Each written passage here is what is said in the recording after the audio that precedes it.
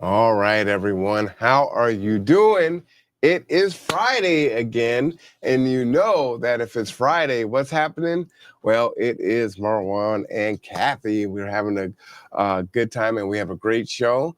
Man, we're doing really good. We're only like a minute late because we only get to see each other sometimes on Fridays, so we got to catch up and talk about things. But we're here. We're excited. But first and foremost, Kathie, how are you doing today? Well, I'm doing good. A little tired today. It's been a busy week. We went Monday to the county commissioners and presented a petition to pause development in Royal Valley. Ooh, can you talk a little bit about that? Yeah, we had that we put up a. I helped them put up a petition to do this, a couple weeks ago, and in 2 weeks they got over 1,100 signatures. Wow. Um, 2 weeks? in 2 weeks, Wait, okay. So how did you get the signatures? it's through change.org. Okay. We put up a petition there, and so people signed it, and they sent it out on Facebook. Facebook seemed to be where they got a lot of people, but um, there's just so many people that who are driving by Royal Valley that see it, and they see what the destruction, and they're pretty alarmed by it. So, let's elaborate even more because, most folks have some type of social media, whether it's X or Facebook or Instagram. And so you created this petition on change.org, easy enough. You put it on Facebook, but how did it get 1,100 in 2 weeks? Like, what did you have to do to get the outreach so people could, get their eyeballs on it and say, oh, yeah, yeah, I'm signing this? Well, I know I put it on our Facebook for Save Enetai. I put it on our website, I believe. Um, I send it out to my.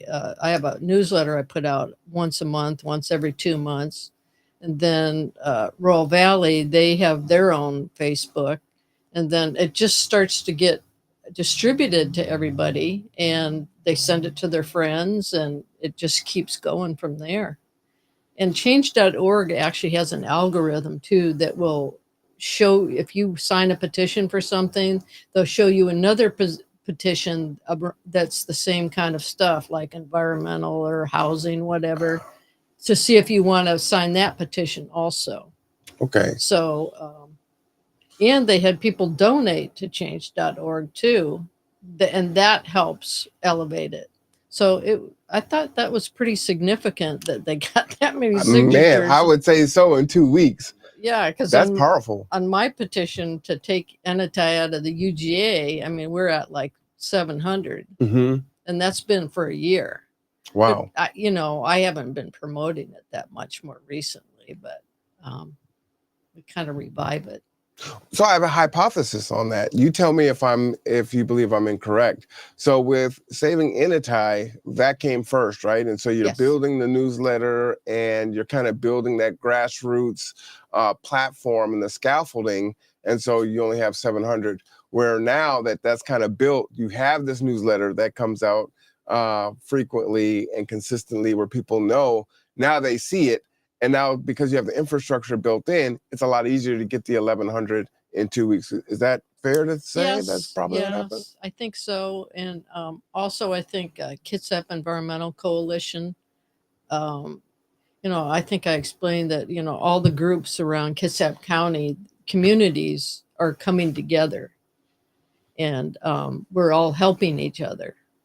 So that goes out to all those people too. So it really does help because we all are kind of fighting for the same thing, and that is stop the runaway development. Um, and I think more than anything is don't allow for our natural resources to be destroyed in the process. There's Gotcha. nothing wrong with development. Just don't destroy all the wetlands and the streams and cut down all the trees. And to that end, it sounds like to me, like let's say in my neighborhood, it might be a great idea to work with some of my neighbors and create a newsletter, right? Even if it's just an informational, hey, this is what's going on. There's nothing bad happening right now in the neighborhood, right? Everything is good, but just here's our neighborhood newsletter. This is what's going on, and kind of create that platform. So if and when something does come up, then that's already built in. Do you think that might be a decent idea for folks to do? Yeah, and I think, and I haven't been on it myself, but my neighbors are, and I always send them stuff to send out for me. Is on the next door. It's like there's an llahee next door, Enetai next door, Manette. I mean, but and a lot of people actually are on that, and it's more current, like right away stuff will post. So that I still think the whole community thing is a good idea, no matter what you do. Like in Enetai, that's why we're partnering up with llahee to do the community plan. Is that we're stronger in numbers, and we can do stuff together. Yeah, And, absolutely. And I think I might have mentioned to you that, there along Trenton, that there's a friend of ours, a mutual friend, that's trying to potentially reopen the Enetai store, the little store, which I think would be so cool. Shout out to them. Yep, absolutely. To do for our neighborhood. Up the road, there's a potential site, if I could ever get a hold of the owners, for a community garden. Nice. And even further up, I think there's also a good site for children's park. Oh, I think wow. There's no like a playground for kids. Gotcha. Okay. You just don't see those anymore. And that's what I think our communities used to be. And I hope to see that in our community planning. Yeah, and I think that's important to kind of ferret out. And this is why I wanted to kind of go down this road a little bit, is it doesn't always have to be a political thing, right? I mean, this particular topic is, however, having that neighborhood community, having that newsletter, hey, having a playground, creating a community garden where folks can come in and help grow their food and build community, right? Like, oh man, I've got a brown thumb. Oh, I'll show you how to do it. Or I can do this really well. I can grow this really well, and just kind of have that synergy and create that community there. I also think we just had this, what is it, the 6th largest earthquake on record over there in Russia. Yes. And, Cascadia Rising, is a thing. Who knows when it's going to hit? And so if we have that infrastructure built already, should we experience a national disaster, then we can go ahead and reach out to our neighbors, and those things are already built in. And be there. Yeah. And we, I don't know if you know this, if you pull up the GIS maps for the county, it shows specifically where the Seattle fault line comes right through, like, llahee. And then another branch of it comes right through Enetai. So, and there's landslides out there in Enetai where they want to put 200 houses. And it's like, I can't imagine you would want to put houses on unstable soil where there's a fault line. Yeah, probably wouldn't consider buying a home there. Yeah. Well, let's get into this week. We were discussing, what to talk about this week, and I think you kind of came up on affordable housing, and you've got, again, a lot of definitions, which I love. So I think we should just jump right into that discussion. But one thing I did want to do is you shared some of your experience with strategic planning. So I just wanted to kind of read what you had sent me. And you said, you started a grassroots nonprofit that started as a patient support and advocacy. And you were working in a group in the state of California for Hep C and their strategic plan. And you assembled and coordinated a county Hep C strategic plan and an 18-month task force and drafted the plan. Additionally, you produced a county-wide resource booklet. So again, you can see how organized Kathie is, which is just a powerful skill to have, but also just kind of talking about how you're thinking about going forward and answering the questions and the issues that we have in our good city. Yeah, and I think that that skill set, I don't know. Somehow it just came by me naturally. Um, it started with patient support groups and educational programs. That's why when I put together educational stuff, I try to uh, educate from the lowest level of that people just don't know anything about it. So they can't understand what's going on in our county if they don't know the basics. Absolutely. And I think that somehow all the patients, and I can see this happening in the state, is this rapid development and overdevelopment that's really not very planned out is happening all over the state now. And I've been in touch with groups over on the other side, north of Seattle. It's happening everywhere that these developers are coming in and just putting in high density housing. And I can see where in California, when we did the hepatitis C groups, I helped develop a map by county of where all the resources, you could click on the county and you could find out what hep C resources were in that county, where the testing sites were. I was hired to actually assemble all the free hepatitis C testing sites all over the county, or not all over the county, not just the county, but also nationally. I put them together, and that's when we discovered, shockingly, that there weren't very many resources out there for patients. So all that information was really useful in doing strategic planning. And so I can see the same thing happening with this state, with losing our natural resources and our streams and our water and how poor our infrastructure is, how our uh, law enforcement is just, and medical resources, they're all stretched so thin. So I think that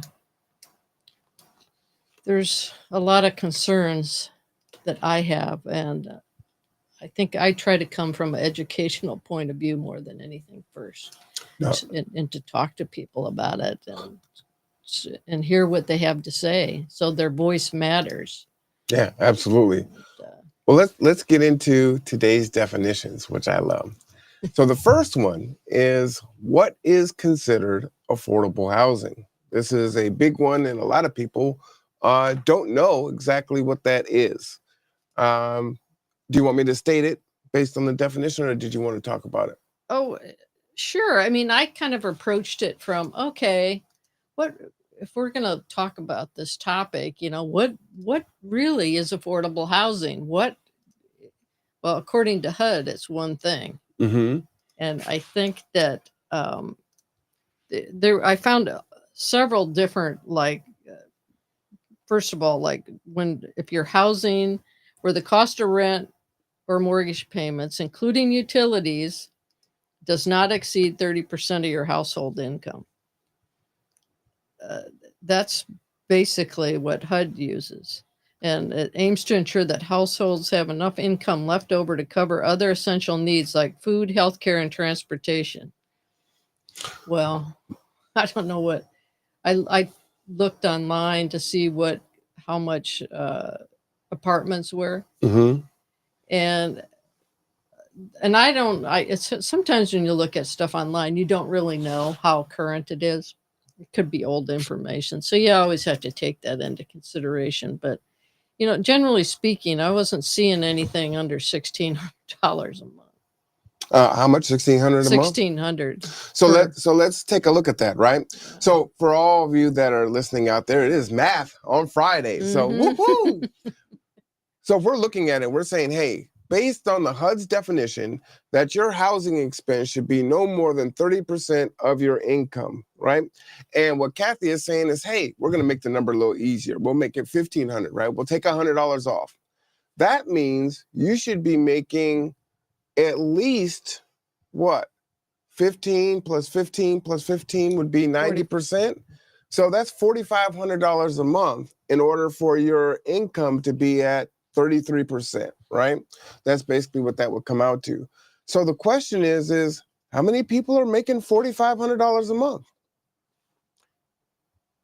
I don't think too many are, No, right? no. Now, we can do that. Let me see if I can pull this calculator up just so people can see, right? Let me add this over here so we can see. And if you haven't done this, right, we talk a lot about numbers and we throw figures out there, but I never see anyone actually do the math. And I think doing the math would be tremendously helpful for people to really see what that looks like, right? And let me just share my screen here. And if you'll just kind of walk with me, if you will. So we're going on $1,500, right? Yeah. And also keep in mind that most places want you to have 2.5 times the rent. So they already want you to have, about 15 plus another 1,000 plus the 1,500. So about 3,500 in order for you to move in again, just to move in, which still wouldn't be 30%. So you're also facing that as well. But okay, so you're working at McDonald's, right? And I use this experience. A lot of folks, I've heard some feedback that people are saying, well, Marwan sounds like he's nice enough, but he seems to be a one-issue candidate, and he's only concerned about the unhoused. And that's his only platform. And I was like, no, not at all, right? I've got a ninth grader who has 4 years before she's going to have to figure it out. And if she's going to stay in the city of Bremerton, is she going to be able to make 2.5 times the rent and make enough money for her to be able to rent in Bremerton, or is she going to have to move somewhere else? Okay. So let's assume that the person makes $20 an hour, right? That's really nice. You're working $20 an hour. Burger King wants to give you $20 an hour, which is great. Now you're working 40 hours a week. So we're going to go ahead and times that by 40. So you're making $800 a week. Well, there's typically about 4 weeks in a month. So we'll times that by 4. And you're bringing home about $3,200, right?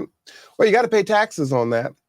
So if you try to get conservative, let's say 20% of your gross goes to your taxes and FICA and all that good stuff. So we'll be left with 80%. So we'll be left with 0.8. So that means we have $2,560 left. All right, so based on that, 30% of our income, if we were to round that down to $2,400, would be $800, right? But your rent is almost twice that amount. So as you can see, even at $20 an hour, folks don't have what they need to live.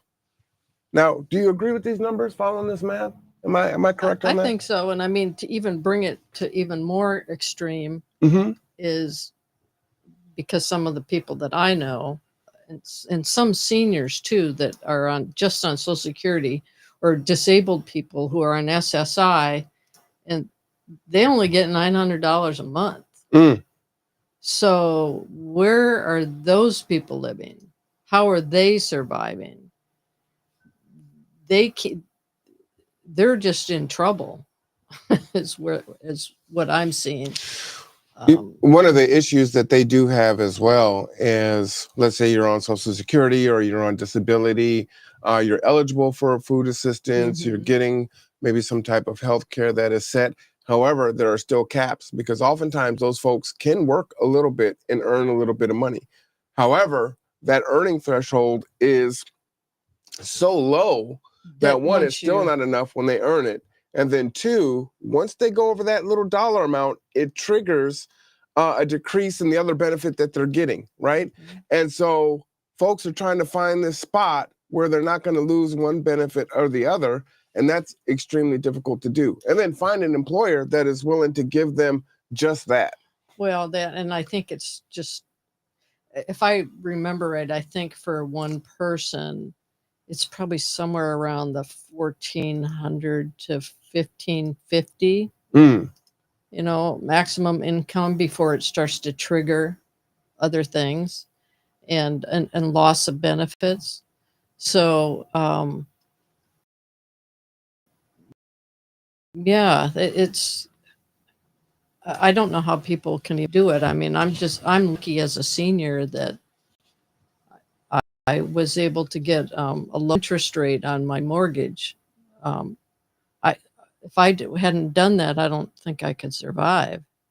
Um, and I was lucky to be able to do that because at the time I had a job and I was working. Um, so yeah, the math just doesn't pencil out, and I think some of the data that I looked for was well, it basically said it's they keep talking about affordable homes, Mm-hmm. and the article that I found about this new bipartisan bill that's pushing to build more, that the math is that the more houses we need to build all these houses so there'll be more lower income or lower cost houses available. And it doesn't really address the rental market and what people can afford. Um, I think that's my concern with as far as development is there's this big heavy push to keep doing high density housing that is not affordable. The apartments are not affordable. I think one of the new ones behind Wilco, they're starting at 1850 for a studio. So I don't know how building high density housing like that all the way up the Wheaton Way corridor that starts at $1,800 a month is realistic. Unless you have roommates, Right. that's Well, and then depending on who you know, that also is a challenge, right? Because your roommates also have to, pass the credit check and the background check and all those other things. Can you see the screen here? I should put this up here so you can see it, even though it is. Let me go ahead and mute that. Can you go ahead and just put that on the channel so Kathie can follow along a little bit larger? So what I'm doing, Kathie, is I'm just putting our rent is $1,500. We calculate our utilities, our phone, our internet, toiletries and hygiene, our prescription, and just kind of basic health things. Healthcare, car, healthcare, car, okay. Insurance, other insurance. Oops. What else? Food. Oh, good. That one's kind of yeah. Food. Okay. Alcohol. No. Alcohol. So, and then drugs. What a lot of people will look at is like with food. People see things on TikTok and X, and they're looking at folks that are saying, "Oh, I've got $1,000 and I'm buying all this extravagant food." When the truth is that the average person is getting like maybe $132 a month in food stamps, right? Especially as a single person. And so I don't know about you, but I'm not going to be able to eat off of $132 a month. No. And you agree with that? Yeah, I agree. And so looking at the benefit again, so you have the 132, that's their cap on what they're able to receive, right? They have these expenses that are already calculated in here, and we'll put some arbitrary numbers in here just for giggles here in a second. And even for the folks, because we were speaking about those who are maybe disabled on SSI or disability, or anyone that's on a fixed income that has that threshold to earn a little bit more without penalty, once they hit that certain amount, well, that 132 is going to start to decrease, and it decreases quickly. Very quickly. So then it just wipes out the gains, right? So it's like, what's the point? Right. That's how some people do think too. It's like, why bother if you're gonna? It's like they can't get a leg up. Absolutely. So what we'll do, because we're going to go from the bare bones, right? Because we also hear from many folks that will say, well, you know what, you're living beyond your means, and having cable or internet is a luxury, right? So most people's phone plans have internet on there. So let's say that's $50. You don't have a landline anymore, but you need to have at least a basic phone with access to internet, right? Mm-hmm. Everything right now is on internet. You go to apply at Arby's, apply online, right? You want electricity assistance, apply online, right? All these things are electronic. You want housing assistance, rent cafe, that's online, right? So you have to have access to the internet. Utilities, that could vary for people, right? That could be water, that could be garbage, that could be electricity, it could be oil, it could be gas. That could vary wildly, right? And I think that 30% Mhm. that is used as the gross income includes utilities. If you Wow. want to make it simple. I say we leave it out because it's almost Too really much no math. point going through this exercise at that point. Right. But yeah, no, absolutely, right? What else do we have here? What would you say you spend on toiletries and hygiene? And we're talking about toilet paper and Paper deodorant, towel, yeah. feminine Shampoo, products, shampoo. soap. What would you say? $50 on a minimum? At least. At least. All right, we're being. Let's see what else is on there. Oh, we also need household supplies, right? Transportation. Oh, I'll get there. Because that one's got a little asterisk to it there. Household supplies, so cleaning supplies, dishwashing liquid, laundry. What do we spend on that every month, would you say? Somewhere between $50 to $100? I would say so. And again, we're assuming people have laundry in their place where they live. Right. It's kind or, of a they've got to go and get on the bus with their laundry and go to the laundromat, right? I mean, that may be the case. Or they are in an apartment complex that has it and they need to go down the hall and feed the machine with quarters. Yeah.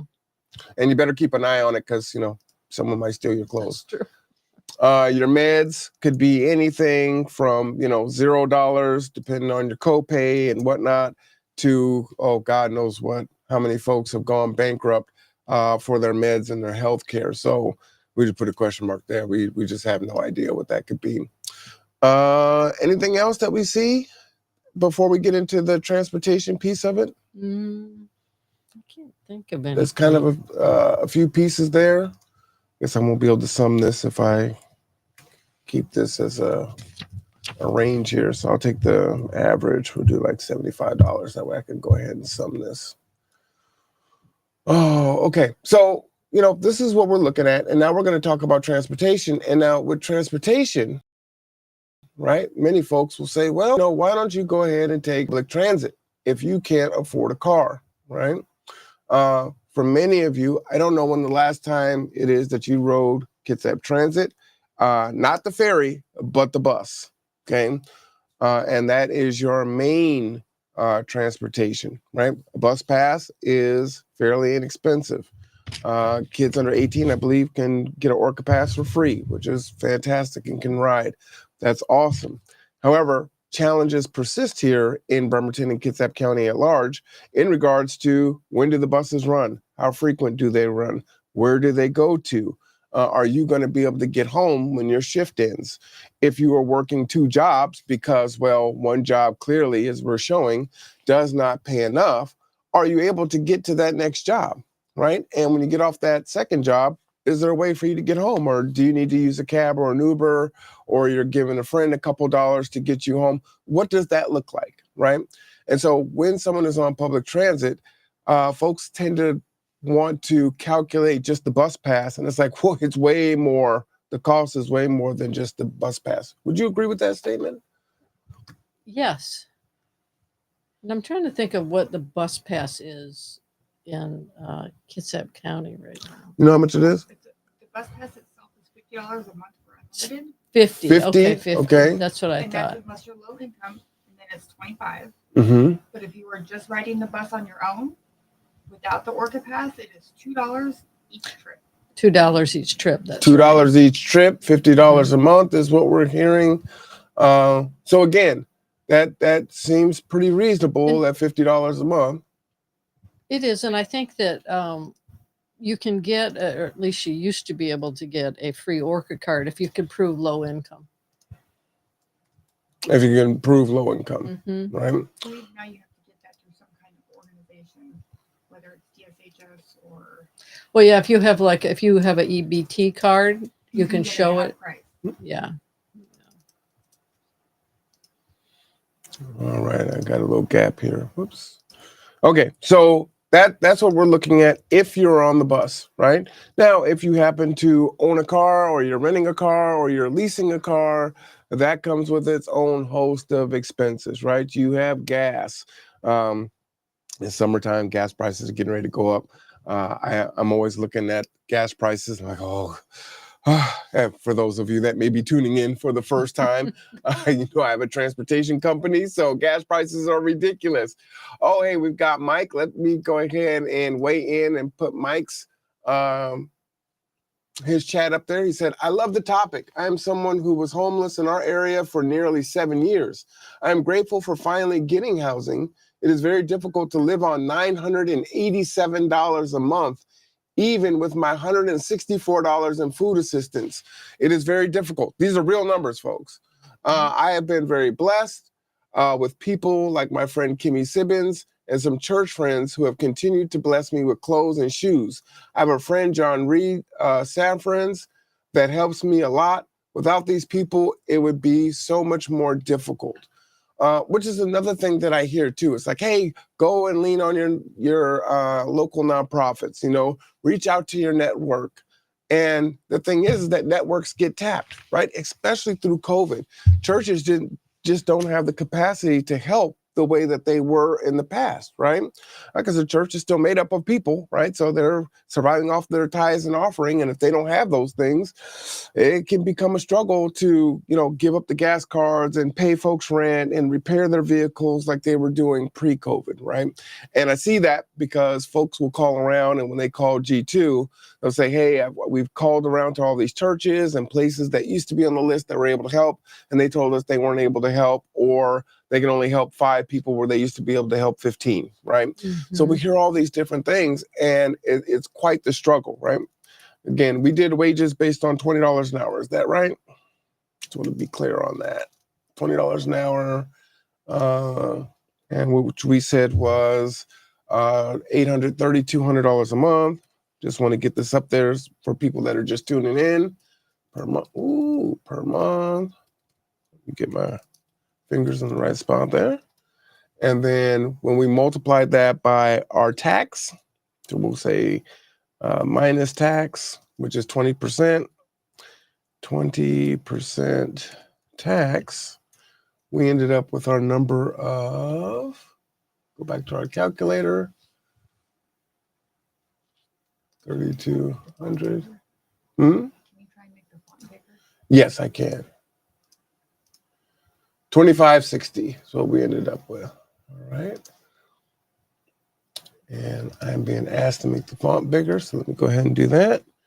2560. All right.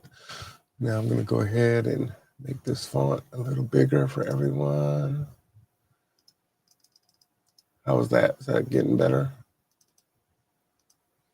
Well, and just so you know, when I was looking this up, I found they talked about nationally there's a shortage of more than 7 million affordable homes for our nation's 10.8 million plus extremely low income families. Say that again.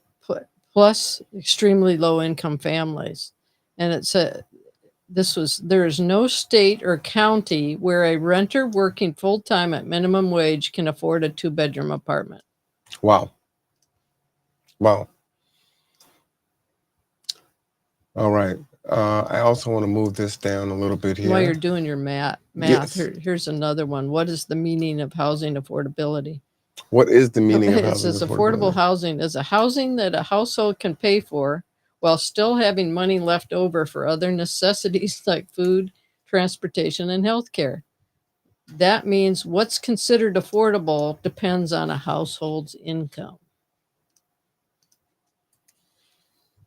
All right. I'm going to have you read that one more time as I put this question up for folks. So I'll read it again. Affordable housing is housing that a household can pay for while still having money left over for other necessities like food, transportation, and healthcare. That means that what's considered affordable depends on a household's income. All right. So as you can see, we are really making this as no frills as possible, right? Folks aren't door dashing and doing all the great fun things that many times folks will say, well, you're just not living within your means and you just need to cut some things out, right? I'm not seeing what can be cut out here. And we're also not even yet including our transport, right?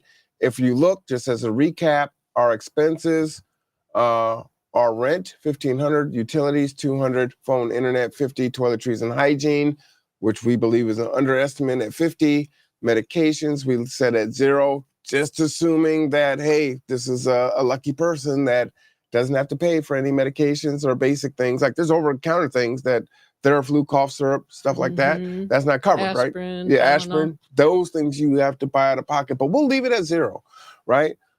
Food, I'll change it to 164 just because Mike actually, was graceful enough to give us his actual monthly allotment there. And then household supplies, your dishwashing liquid and all the things you need to wash your clothes, yada, yada, yada, right? And that comes out to $2,039. Well, after taxes, you have $2,560. Are they surviving yet? Are they at 30% of their income going toward their housing? No, they're over 50%, right? Because 15 times 2 would be 3,000. And Kathie was saying that 30% also included your utilities. Utilities, so right. we just pulled that out because we don't need to even have that piece in there. Again, transportation, which is a huge one here. We know what the challenges are with transportation here. What are places that you need to go? How are folks getting their groceries? Are you going to Winco or Safeway or Trader Joe's every single day and you're buying your groceries daily or maybe every other day because you can't physically carry those groceries, which means that your shopping is going to be more expensive because you're not able to buy in bulk, right? Or do you have that opportunity, or do you have the expense of, which we see on the first of the month or when folks' food stamps come in, we see the cabs pulling up to Walmart and Fred Meyer's and Costco and folks hopping in because they did their bulk shopping trying to save some money, right? But there was an expense on the other side. Again, they had to use a cab or an Uber to get all those groceries home, right? So it's like, well, just get on the bus. It's only $50 a month. It's like, no, these are the hidden transportation costs that are there. And time. And time, right? That people aren't seeing. Well, and then what are people buying too when they only get that much money a month? Are they eating healthy? But that's a whole nother question, right? Yeah. Which kind of feeds in on itself and, us being an unhealthy nation. It is a vicious health circle. issues and But let's just keep it right to just, the actual expense and the cost. Where else do people need to go? There's a lot of folks that do have children that either need to get to childcare or somewhere else, right? You have doctor's appointments, grocery, you're running errands. Where else do people need to travel to, right? To work. As you can see, one person isn't faring too well here in our good city. And prices are just going up and up and up. The issue here is when we have developers come in and say, hey, we're going to build these units and we're going to make 20% affordable. Well, if I build a 5-unit dwelling, that's one affordable unit. If I build 100 units, well, that's 20 units, right? And those 20 units are set at a price that is not 30% of a person's income. So what is going to change if we continue on this trajectory? Because there's no way that wages are going to keep up with the cost of living and inflation. But the cost of housing continues to increase. The cost of food continues to increase. All of these things are increasing, but like in Mike's situation, he's on a fixed income, right? Mike says, that is how I live my life. I do nothing extra at all unless I'm blessed by a friend who pays my way. I am on a super strict diet because I have heart issues. Food costs, gas, basic living expenses are all I have. The cost of seeing my doctor is $40 each doctor visit, right? We didn't even count a copay, right? Each doctor visit. I don't want to sound like I'm complaining. I'm very blessed to have the support I get from my friends. I don't get any money for if I need anything. This is the story of so many Bremertonians, right? They're doing everything they can, right? These aren't the folks that we say, well, you know what, you brought it on yourself. You're suffering from addiction or alcoholism, and you're homeless, and you're being a vagrant, and you're causing these problems. You're not trying. You're being lazy, right? That's not the situation for the majority of our citizens and our residents, right? These are the real stories that are happening here in Bremerton, and this is what's being shared.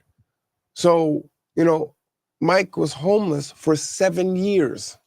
Can you imagine being unhoused for 7 years, suffering the elements, not having water, waiting on a wait list for your name to be called, making sure that you're keeping everything up to date so you don't somehow, some way miss that email or miss that phone call because, hey, your phone got turned off because you couldn't keep it on. You had to make a decision. I pay the $50 this month, or maybe I eat. And so now my number's changed because I lost the number, and now those agencies are calling a dead number, right? These things happen. So what is to happen if we just continue to give these great tax breaks to our developers that are coming from outside that are only setting this 20% affordable housing, which is not affordable? Well, and is it really, I don't know who's actually policing whether that occurs, that 20%. I think that one of the issues with FutureWise that filed a lawsuit over the 2024 comp plan is there isn't enough affordable housing. Mm-hmm. It's not. It's supposed to be, according to the Growth Management Act, built into your comprehensive plan, and I think it's deficient. So I really question, after doing a lot of research today, about how much really affordable housing is there in this county, or even in Bremerton. What is the city doing? I saw some grants that for different projects, but there was only really one or two projects, a couple little 30-unit things, but there really isn't that much out there being built. But there's lots of other stuff being built. So there's this imbalance of, I think, in my research, that the biggest issue is the underfunded programs. Mm-hmm. This new bill that they're trying to push through, that would a bipartisan bill that's kind of caught my eye, is that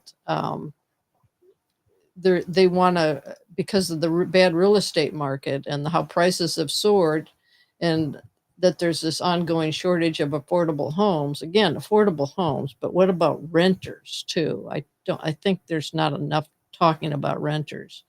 But this housing act, how they want to encourage more construction, more building. The bill would streamline environmental reviews for certain housing projects. There's this big push for build, and then in the end, what they're seeing is Congress has little appetite for spending on folks in need these days, as lawmakers ponder slashing Medicaid. My concern is there's going to be this big push to build, but then there's no money to build affordable housing. So then you have this glut of where they're allowed to build all this stuff at the cost of the environment. So what are we going to have in the end? won't have affordable housing, will destroy our environment, and then all these developers who get 10-year free on taxes walk away with money that there's it's just nothing is working out. There's no money anywhere to do anything. Well, what is frustrating is they play off of, hey, we need housing units, right? We need stock. You need us to come and build, and then they leverage that against the environment, right? So it's like, well, you know, if you go ahead and relax this, then we'll go ahead and we'll build these units. Oh, and by the way, you know, it costs too much to put a driveway in. It doesn't pencil out. So it's $40,000 to $60,000 to put a driveway in. So, you know, we just need to make these walkable cities, no driveways. You know, the new model seems to be that everyone can be in commune living where they're sharing a kitchen and the other common spaces. It's like, is that really what the American dream was? Do these folks that are making these decisions, is that how they live or how they want to live? Because I don't think they're living that way. Well, yeah, and I think I looked at what the various models are that they're pushing are co-living apartments, like what you just said. Micro units, 400 square feet. Okay, apartments within larger buildings, designed for affordability. It's everything is like mass production, high density. I'm not so sure that's really what is in the best interest of people's lives, is to be living in that kind of high density without green spaces, you know, and without proper planning. Right. Let me just put that up, you know, since we're shifted there. You know, permanent supportive housing. It combines low barrier housing with supportive services for individuals experiencing homelessness or instability. And I think that is part of the answer, right? I think that is a percentage of how you address this, right? Because the need is great. I think that's the kind of thing that they're proposing there at the corner next to Safeway. Is something like that, where it's going to have supportive services. Which is great. I think that's fantastic, right? Yes. Because with our transportation issues, we're going to need the resources to come to the people, and the people not having to spread out and go to the resources. So any way we can help that, again, you talked about time being so valuable, and I'll say it until I'm blue in the face, right? Time is a person's most valuable asset. It's not money. You need time to do so many different things. But let me just read those three different definitions for permanent supportive housing that you provided. So the first one were the micro units, which are small, often under 400 square feet, apartments designed with affordability, and that's according to the MRSC, which, what is that? Let me just click on it. That is a municipal resource something or other. It's like a state agency that, it's not a state agency, but it's like a... And I'm just going to put that in the chat just so people know where we're getting the information. I don't want to, put stuff out there without showing where we're getting that info. The other one here is co-living apartments, similar to micro units, often with a shared kitchen and living spaces. And that's what I was talking about, right? And again, do we need to do some of these? Absolutely we do. However, I don't believe that this is the model for the next several generations of folks in order for us to have housing. The third one is subsidized housing rental assistance programs like those offered by, and I'll put the Bremerton Housing Authority because there is Bremerton Housing Authority. Here it says King County, but we have a Bremerton Housing Authority. And they do some good work, so shout out to them. Because I know many individuals that work really hard to provide options for folks. But again, it cannot all be left up to the Bremerton Housing Authority and KCR to subsidize enough housing that it resolves our unhoused situation, right? So all of these things all need to happen in tandem, but a lot more. We had a conversation yesterday. You weren't at yesterday's barbecue. Shout out to everyone that came to the barbecue. Shout out to Don Michelle for hosting. her house for it. It was a beautiful and great event, and all the folks that came out. But we had some really deep discussions about, what the issues are, right? Whether it's policing, affordable housing, immigration. We talked about a lot of things yesterday, and folks wanted to know my opinion, which is why I do the barbecues. But one of the things was, when you think about a Section 8 subsidy and a person's rent is $50, and let's say Section 8 or the Housing Authority is paying the rest. So the rent is $1,500, the tenant is paying $50, the Housing Authority is paying $1,450, and that person has a child. And so that, let's say it's a very stable living situation and they don't have a reason to move. So they just stay there, and the child is, 18 years old. Maybe in that time there's a second child when the first child is 5. And so now that person has been there, that family's been there for about 20 something years. Well, that entire time, the Housing Authority or Section 8 has been paying the subsidy for a unit that person never owns.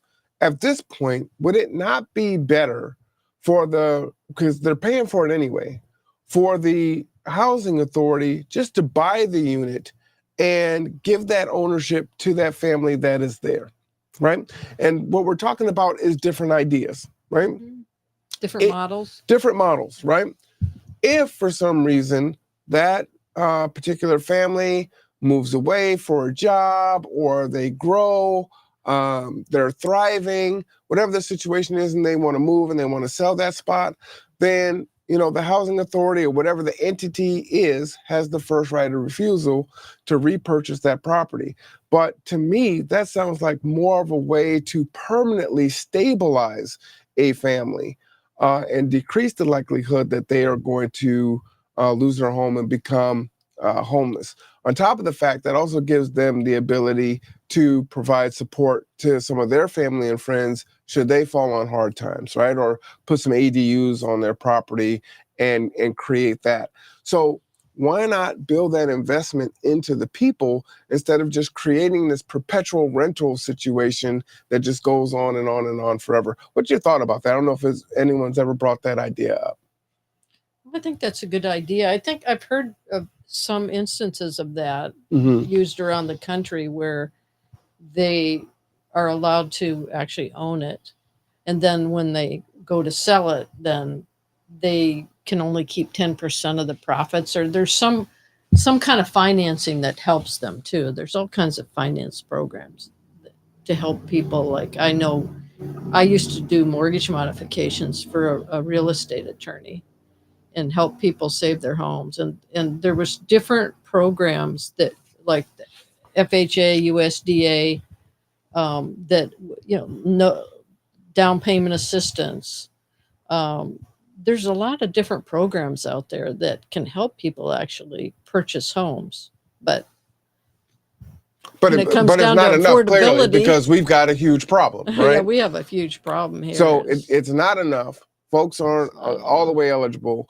One reason why I like this idea that I proposed yesterday is there could be a caveat to that, right? So if someone bought me a home and said, hey, there's some requirements for me to outright own this home as a subsidy, as long as my situation is what it is and I'm making, this particular project, progress, I'll be in financial literacy classes and, personal and professional development classes. And I'll have that kind of life coach, that support coach that is going to just kind of help me to stay where I need to stay as things change so that I don't fall under, right?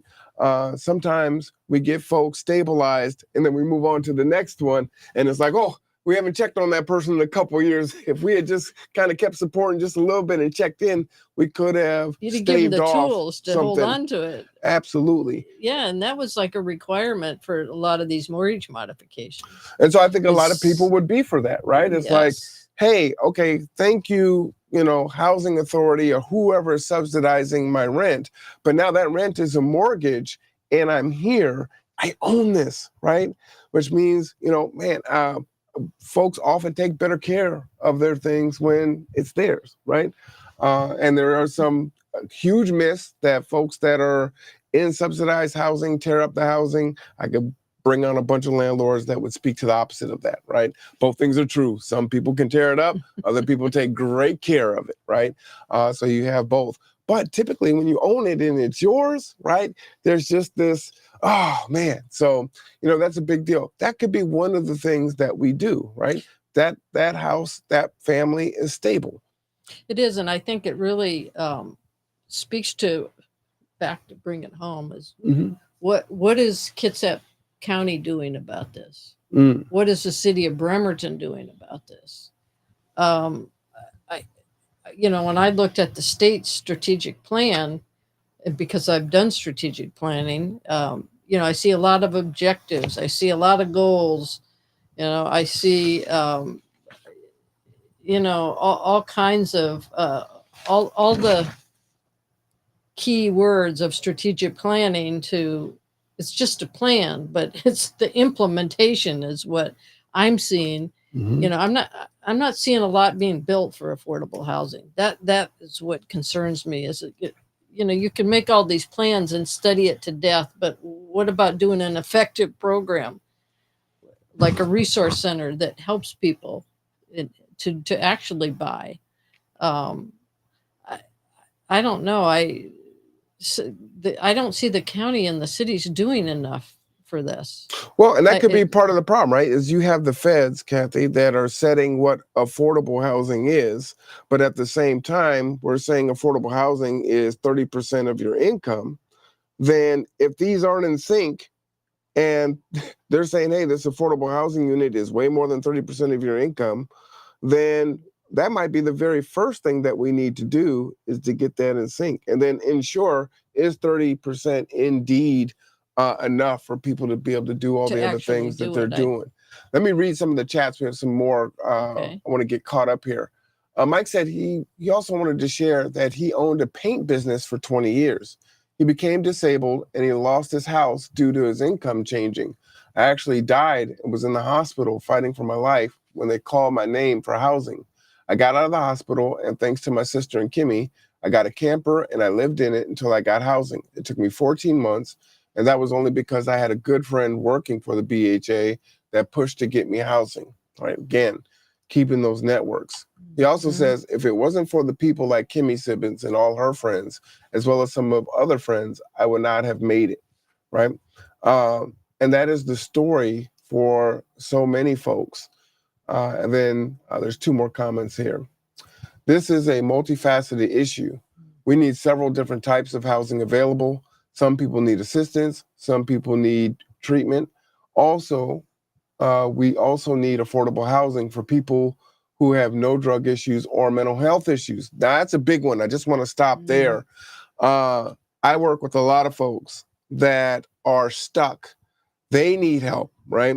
For those of you that go to work every day and you're paying your bill and you pay your taxes and, you're doing all the things, there are programs, and many of them are set that if you're not struggling with addiction or if you're coming out of incarceration or whatever the case may be, you are not eligible for those programs.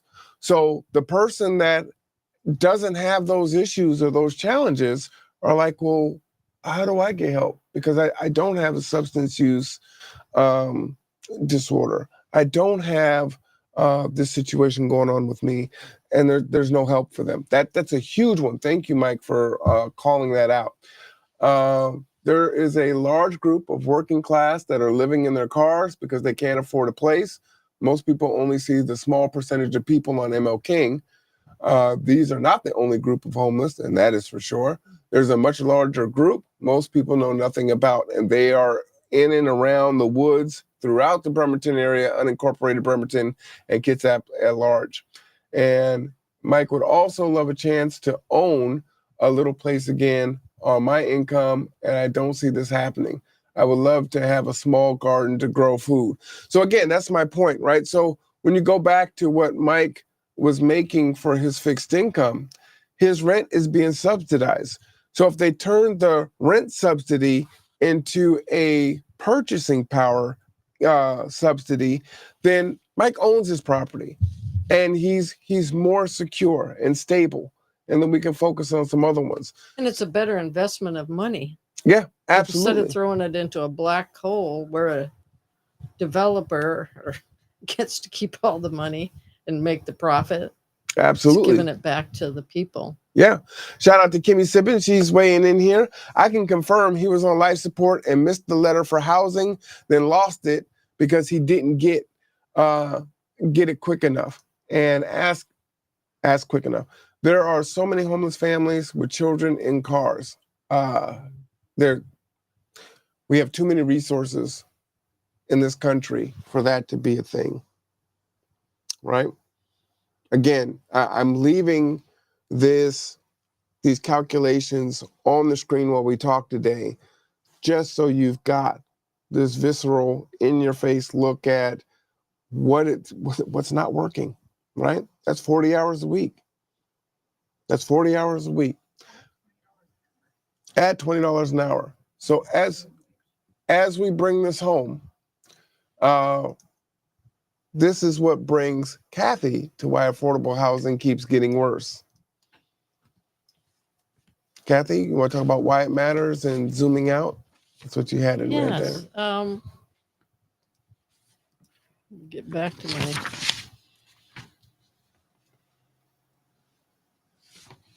Bear with me here. No worries. Oh, okay. So,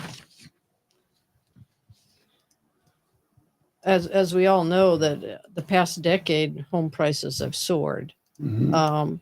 and they've seen the biggest price increases. It says why it matters: rising prices, exacerbated by shortage of affordable homes, put home ownership out of reach for many, driving them to a rental market that's also seen remarkable cost increases. Zoom out, it's a doom loop, which I agree. A shortage of affordable homes means that buyers compete fiercely for the cheapest ones, pushing up prices. Prices from the bottom third of homes are up 124% since 2015. Wow. Yeah. While the top third increased 77%. The big picture, the most desirable cities are becoming affordable only to the wealthy, while many of those more modest means are forced into longer commutes, creating more traffic, more environmental strain, and greater social division. I think that they talk about this ambitious piece of legislation to build more homes, but I don't know. There's something about that whole thought process about building more. By building a bunch of homes, that's going to make things cheaper at the low end. Mm-hmm. I'm not sure I quite understand the math of this yet, because I'm just not seeing it. I think this is all about affordability. Right. That's what this is about. Not enough houses. It's affordability. I think I was in Tacoma at a doctor's office this past week, and I was looking at a real estate magazine, and it was like one of those fancy real estate magazines where, and they had houses in Gig Harbor and even Port Orchard and $1.5 million houses. We just don't see them because they're all off on 1 acre or 5 acre parcels that are gated that we don't never see. Mm-hmm. So I think it still comes down to affordability. Yeah. It's and I think probably the biggest thing that I want to end with is this is something with about Growth Management Act that we've talked about before. Mm-hmm. And it's really requires local governments to plan for and accommodate housing that is affordable to all income levels. The law also directed the Commerce to project each county's future housing needs by income bracket, which I thought was important. Yeah. Commerce is estimating that Washington will need 1.1 million additional homes by 2044. That's a lot, with half of those households making less than 50% of the area median income, including 122,000 permanent supportive housing units. And then in addition, Washington will need an additional 91,000 emergency housing beds. This is where it brings it home. Counties must allocate housing needs projection among cities, towns, and rural centers. Each community then plans for and accommodates housing for their portion of the county-wide housing needs. Is that being done in this county? I don't know. I don't see it being done. Maybe there's something more out there I haven't seen yet, but my cursory review did not find much. For the lowest income segments, plans must ensure adequate land capacity for the housing needed. Generally, land already zoned for multifamily housing or commercial uses, which that is what is on the corridor of Wheaton Way and Highway 303. It said, this is what the killer is, and I'll end with this, is local governments are not required to build housing, but they must identify barriers to the development of housing. Well, they must consider how to support and incentivize low-income housing development and encourage the market to provide smaller and lower-cost units that can serve more households across the income spectrum. So they're not required to build housing, but they're going to study it and identify the barriers. That's kind of what I see in some of the strategic planning. Is we'll make goals and objectives, and we'll identify what the problem is, but what are you going to do about it? What are you going to do about it? You know, Kimmy, she typed in the chat, UW did a survey, and a large number of hospitality staff are homeless and living in their cars. A book written by a UW professor is excellent on this topic. It's called Homelessness is a Housing Problem. And she highly recommends that. And then Mike comes in. Affordability is a huge part, in my opinion. There are 14 months I was living in a camper. My space rent was $650 a month plus propane, so I could live while I waited for housing. I was paying $750 of my $987 for rent and utilities, right? So we're talking about, well, right around what, 80% was of his housing, or his money was going toward his housing, right? And we don't have to live this way. We don't. And we can do some studies. Sure, we can. But we know what a lot of the reasons are. We know what the problem is. Well, which one? Because there's a lot. Yeah, problems. It just seems like that we're an advanced enough country that we could figure this out. Well, we can. But until it hits the right person and it affects them, that's when it gets addressed, right?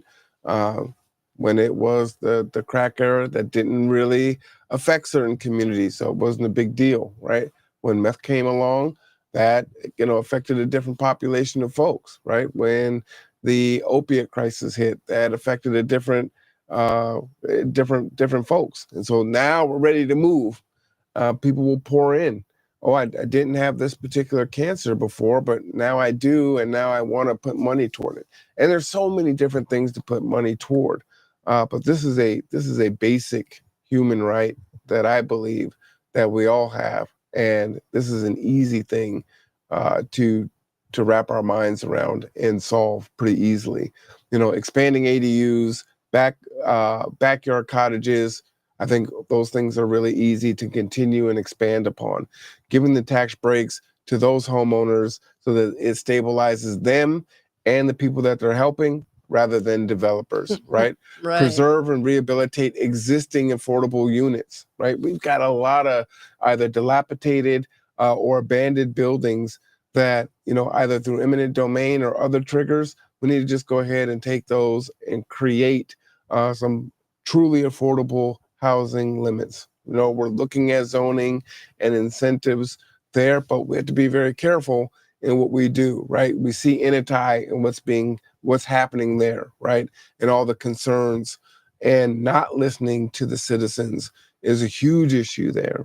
Bolstering any kind of tenant rent relief and rental assistance, and trying not to, pit renters and owners against each other, right? It's a symbiotic relationship, and hey, it's like the zero-sum game, and then the government just kind of sits back and says, hey, we're doing what we can. Can we develop any kind of community land trust or limited equity co-ops? There's so many different things that we can engage in. We have to find some different ways to do things. We have to measure twice, cut once. We cannot be afraid to take big swings and address the issue. I was just saying yesterday at the barbecue as well, when COVID hit and folks were dying by the thousand and they had the ticker on CNN and other channels and no one knew what it was and we were terrified, right? The Army Corps of Engineers and others were able to whip up these massive spaces and buildings and house folks and keep them isolated and do all those things just instantaneously. We can do it. We know how to do it. It's just, are we going to value each other enough to do it and not look at it as, well, they're getting something for nothing and I got to pay all these bills and that's not fair, right? Again, all of these things go together. So if I'm unhoused, I may be more likely to eventually become addicted to substances because I'm out here trying to survive. I may have to look into doing criminal activity in order to survive, right? Which is going to affect property rights, which is going to affect public safety, which is going to affect public health, which is going to affect our education system, right? Because money is based on, how many students are coming to class and going to school. Are they thriving in school? We look at our achievement levels for our students, right? Look at our math and English here in the city of Bremerton for our high schoolers, right? Where are they? Are they high proficiency? I don't think so, right? That's a challenge. Why is that? So we need to address all these things. Kind of hard to learn when mom and dad have us all sleeping in the car because there's no options. And I don't make 2.5 times the rent, and I don't have good credit, and maybe I was just as impacted, and maybe I just started this job. I have very little skills. Oh, and now there's AI. So all of these entry-level jobs that I would be going into are now going away. So now that's not even an avenue for me. Where do I go? I can't live in Bainbridge. That's too expensive. Can I go out to Mason County? Well, as I move further and further from Bremerton, it's already very difficult to navigate because transit isn't as robust as it needs to be in order to serve the community. So all of these things are symbiotic. So I just hope that for folks that kind of ending on this, and this is, Kathie's show, but we're close to the election and she wanted to talk about these things, is I am not a one-issue voter, right? But I do believe that all of these things go together and you have to simultaneously address them all. We cannot whack-a-mole and try to hit one without hitting the other. You're going to address education. You have to address poverty and homelessness. You have to address safety at the same time, right? Kimmy says, or first Mike says, why not better tax breaks for those building actual affordable housing, not for these groups that are not helping the big picture for our city? True story, right? Like when things get bad and folks are in business, right? With capitalism, we love it. Your ROI, your return on investment, what you want to make on this. Maybe I was making 17% of this bid is coming in. Well, maybe you can't make 17%. Maybe you're only going to make 5%, but this is a public good.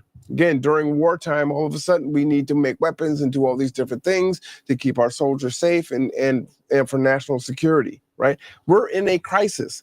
These words no longer have the meaning that they used to have. Crisis. What does crisis mean? Existential. What does that mean?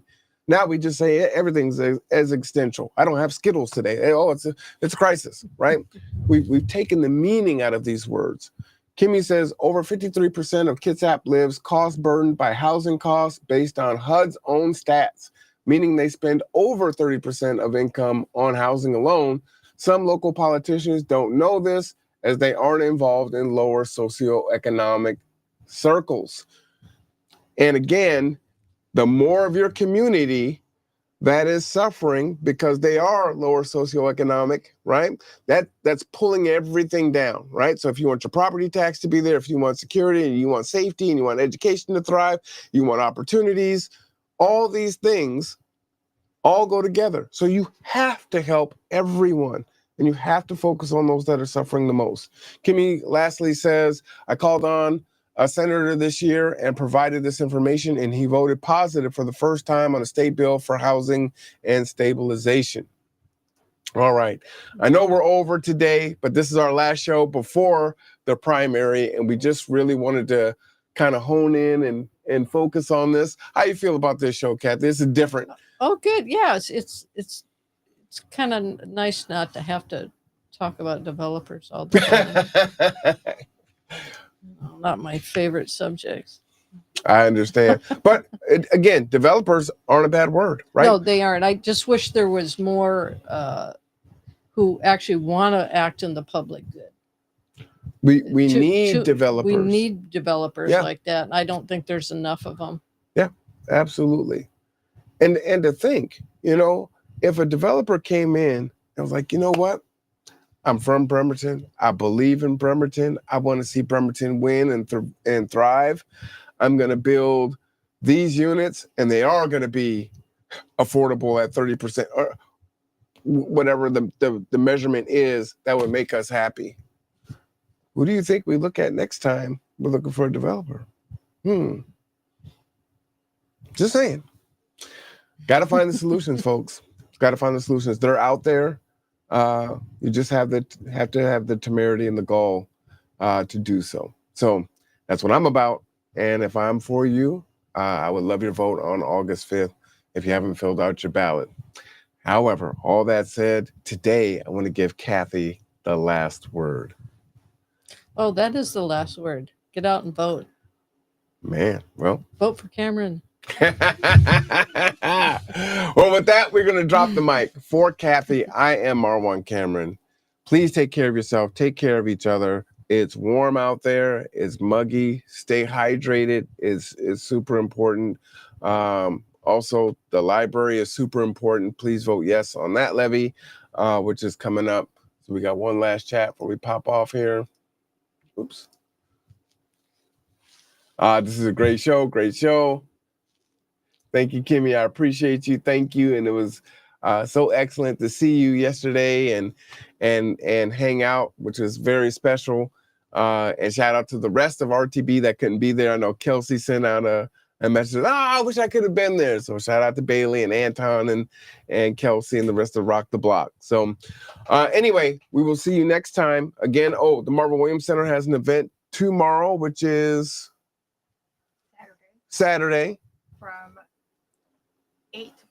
8 to 4 p.m. So if you want to get registered to vote, you can go to the Marvin Williams Center tomorrow from 8 a.m. to 4 p.m. Please. On election day, it's from 7 a.m. to 8 p.m. Take advantage, right? Again, those that are in power, stay in power, because those of us that don't vote or feel like it's not going to make a difference anyway, stay on the sidelines. But we outnumber them. We're far more powerful. We want solutions for everyone. All right. Take care, everyone.